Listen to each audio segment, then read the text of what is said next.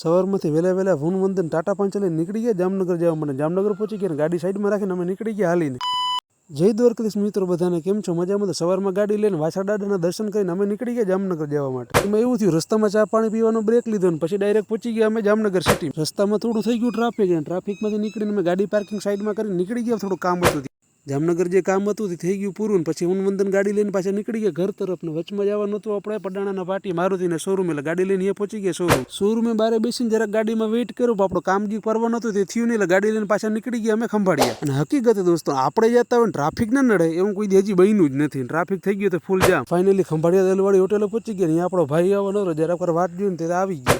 પછી આવી ગયા ખંભાળિયા ગામમાં. આપણે ત્યાંથી ફોન લેવાનો હતો, એટલે ફોનની દુકાને આવીને ફોન જોયો. હજી આપણે ફોન લીધો તો નથી, પણ કયો લેવાનો અને ક્યારે લેવાનો હોય તેના માટે મળીશું આપણે બીજા બ્લોગ. પછી પહોંચી ગયા આપણે મહિન્દ્રાના શોરૂમે. અહીંયાથી આપણે ગાડી લેવાની હતી, તો ટેસ્ટ ડ્રાઈવ લેવા માટે આવી ગયા મહિન્દ્રાના શોરૂમ. સાંજનો ટાઈમ થઈ ગયો હતો ને સૂરજ નારાયણ પણ હવે આથમવાના હતા, એટલે ગાડી લઈને નીકળી ગયા અમે ઘર તરફ. હું પહોંચી ગયો ઘરે આપણે થોડાક સમિતિના કાર્ડ કાઢવાના હતા. અમારા ગામમાં સપ્તાહ બેઠી હતી, એના કંઈક સ્વયંસેવકના કાર્ડ બનાવવાના હતા, હું આવી ગયો કાર્ડ બનાવવા. ફાઇનલી દોસ્તો, આપણે કાલે ફોન લેવાનો હોય ને કયો ફોન લેવાનો હોય તે જોવા માટે બન્યા રહ્યો આપણા વ્લોગમાં.